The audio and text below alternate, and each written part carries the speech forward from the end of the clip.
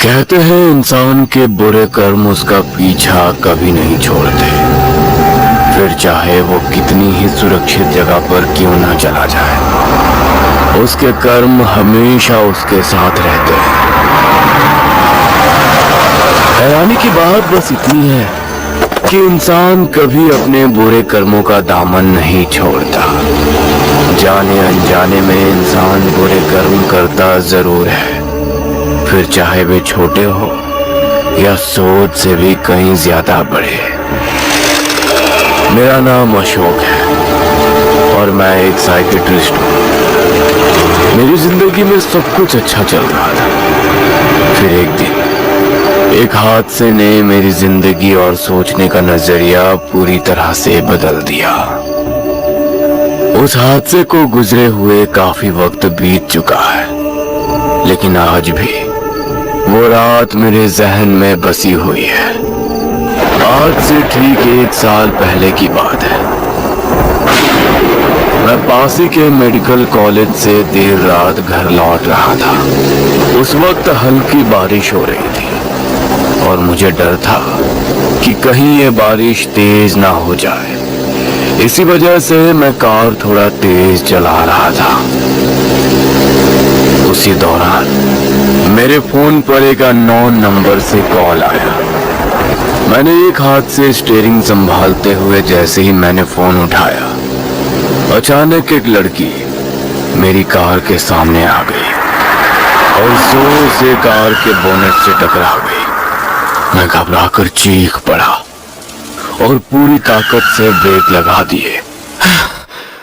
हे भगवान, ये मुझे क्या हो गया? उस वक्त मेरा दिमाग पूरी तरह से सुन्न पड़ चुका था। किसी तरह हिम्मत करके मैं कार से और उस लड़की के पास गया। आप ठीक तो हैं? बहुत खून बह रहा है, कहीं मर ना जाए। मुझे इसे अस्पताल ले जाना होगा। मैंने फौरन उसे उठाकर कार की बैक सीट पर लेटाया और ड्राइव करने लगा। मैं डरा हुआ था कि कहीं ज्यादा खून बहने की वजह से उसकी मौत ना हो जाए, इसलिए बार बार बैक मिरर से उसको देख रहा था। घबराहट की वजह से मेरे हाथ पैर अभी भी कांप रहे थे, मगर मुझे नहीं पता था कि अब जो नजारा मैं देखने वाला हूँ उसे जिंदगी भर नहीं भूल पाऊंगा। मेरे देखते ही देखते वो लड़की एक डरावने चेहरे के साथ उठकर बैठ गई।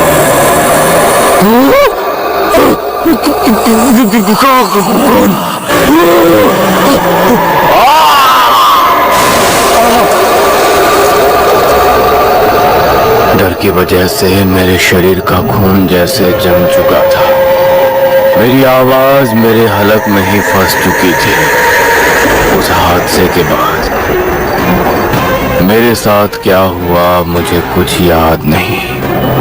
वो कौन थे, कहां से आई थी और मुझसे क्या चाहती थी? ऐसे कई सवाल मेरे दिमाग में घूम रहे थे। भूत प्रेत होते हैं, पर वो किसी किसी को ही क्यों देखते हैं, इसे मैं समझना चाहता था। खैर, मुझे शारीरिक और मानसिक तौर पर सामान्य होने में काफी वक्त लगा। मैं साइकियाट्रिस्ट था, मगर इस वक्त मुझे खुद दूसरे साइकियाट्रिस्ट की जरूरत पड़ रही थी। 8 महीनों के लंबे इंतजार के बाद मैं दोबारा सामान्य हो पाया और अपने खुद के क्लिनिक पर जाने लगा। यह 14 दिसंबर की एक सर्द रात थी।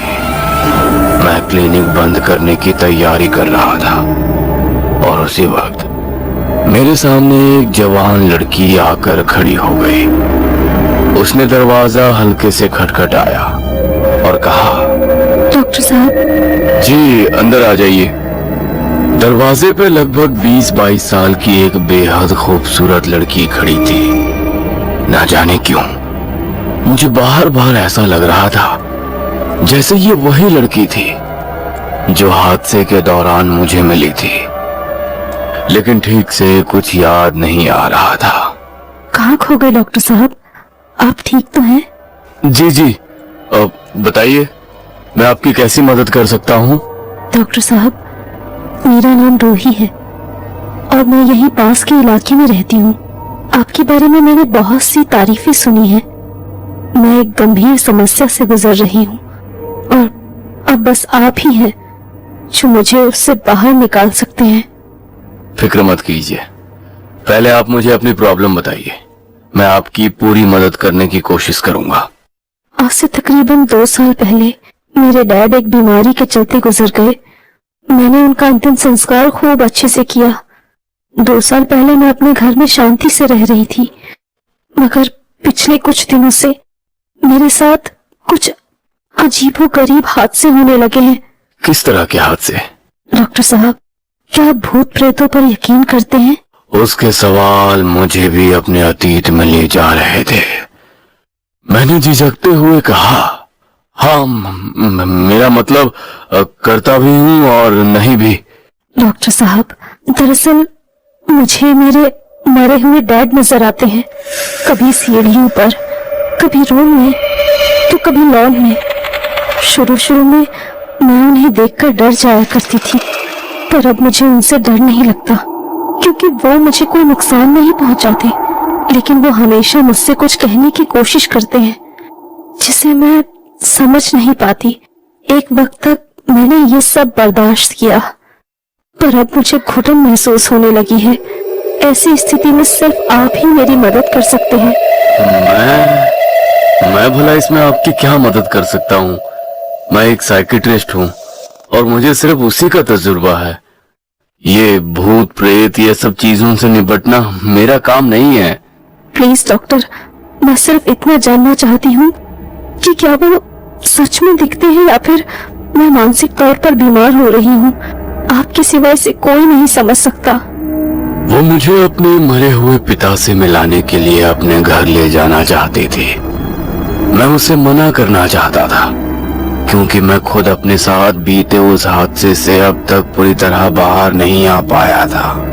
मगर फिर भी ना जाने कैसे उसने मुझे अपने साथ चलने के लिए मना ही लिया। इसके बाद मैंने अपना क्लिनिक बंद किया और उस लड़की के साथ उसके घर की तरफ निकल पड़ा। शहर की रोशनी पीछे छूटती चली गई और हम धीरे धीरे उसी सुनसान हाईवे की ओर मुड़ चुके थे, जहां आज से ठीक कुछ महीनों पहले मेरे साथ वह हादसा हुआ था। रूही मेरे बगल में बैठी थी। उसके चेहरे पर एक प्यारी सी मुस्कान थी और वो लगातार मुझे कार चलाते हुए देख रही थी। क्या आप इस हाईवे से पहले कभी गुजरे हैं? हाँ बिल्कुल, मैं भला इसे कैसे भूल सकता हूँ? मैं भी नहीं भूल सकती। बहुत सारी यादें जुड़ी हैं इस हाईवे से।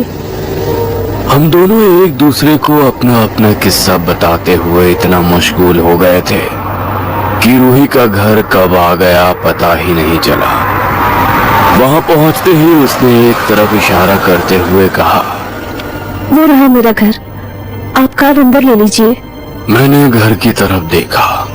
वो घर नहीं बल्कि एक पुरानी कोठी थी जिसकी वर्षों से मरम्मत नहीं हुई थी। मैंने कार अंदर मोड़ते हुए कहा,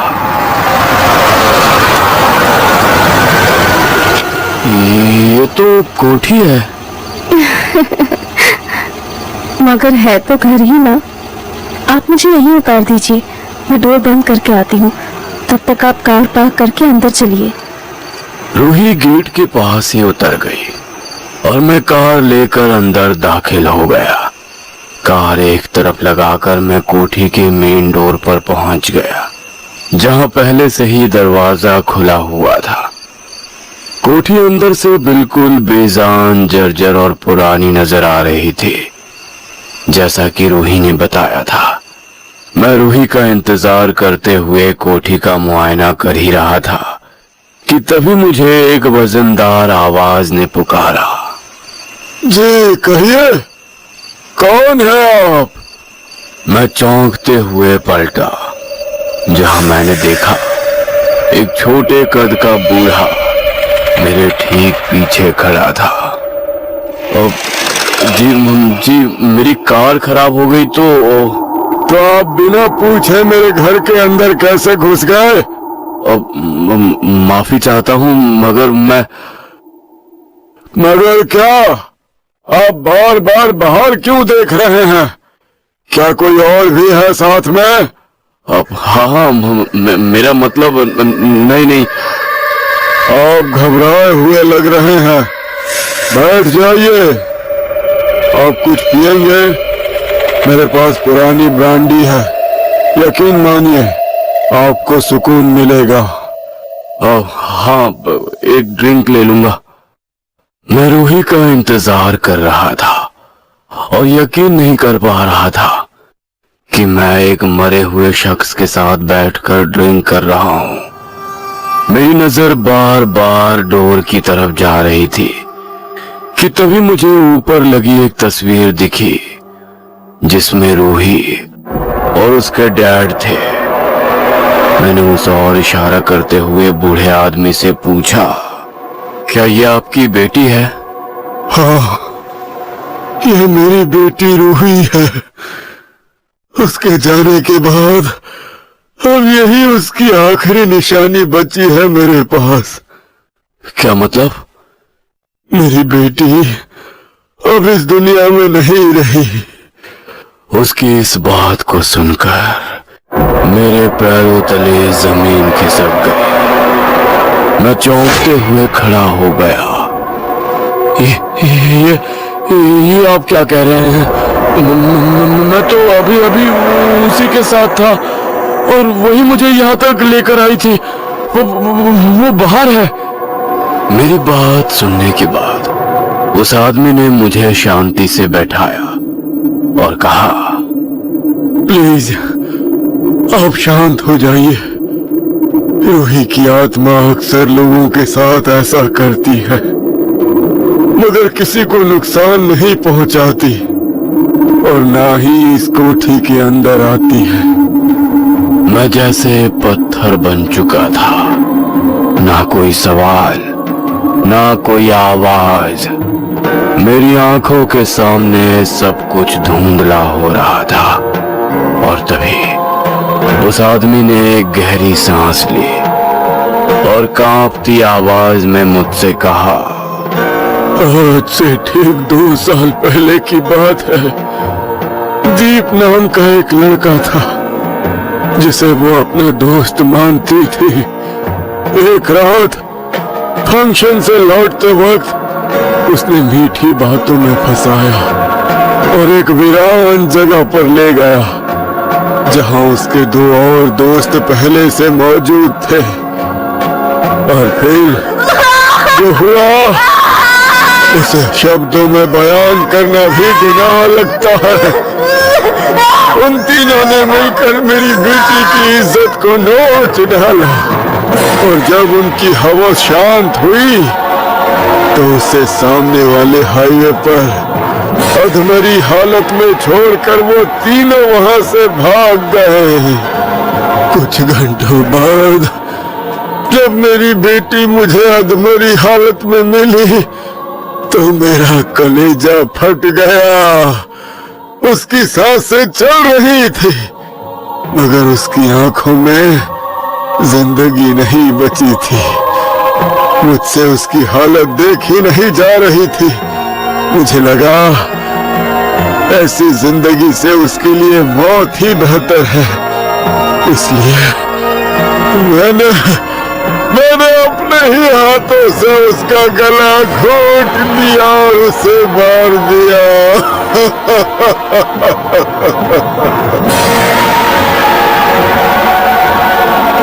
कुछ दिनों बाद मेरी बेटी की रूह ने उसी हाईवे पर उन तीनों हरामजादों को कुत्ते की मौत मार दिया। और आखिर में उसने मुझे भी मारकर अपना बदला पूरा किया।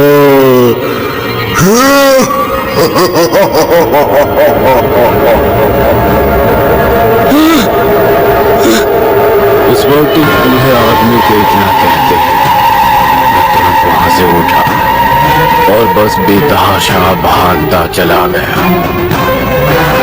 मुझे कुछ भी याद नहीं मैं कब कार तक पहुंचा और कब मैं घर पहुंचा। सब कुछ मेरी समझ के बाहर था। अगली सुबह जब मुझे होश आया तो मैंने खुद को कार के अंदर बेहोशी की हालत में पाया। किसी को नहीं पता था कि मैं घर कैसे पहुंचा। बस वॉचमैन ने इतना बताया कि उस रात में करीब 20-22 साल की एक लड़की को वहां से वापस जाते हुए देखा था। ये सब मेरे साथ क्यों हुआ इसका सटीक जवाब मुझे आज तक नहीं मिला, मगर अब मैं इतना जरूर समझ चुका था कि उस हादसे के दौरान जो लड़की मुझे मिली थी वो कोई और नहीं, रूही ही थी। जहां तक मेरी समझ कहती है इन सब के तार मेरे अतीत से जुड़े हुए थे। आज से 2 साल पहले मैंने इन्हीं 3 लड़कों की जान बचाने की कोशिश की थी, जिनमें से एक का नाम दीप था। तीनों में से 2 की मौत मौके पर ही हो चुकी थी, लेकिन दीप को बचाने में मैं कामयाब हो गया था। वही दीप जो रूही की मौत का जिम्मेदार था, और शायद इसी वजह से वो मुझे मेरी उसे गलती की सजा दे रही थी। हालांकि दीप भी ज्यादा दिनों तक जिंदा नहीं रहा।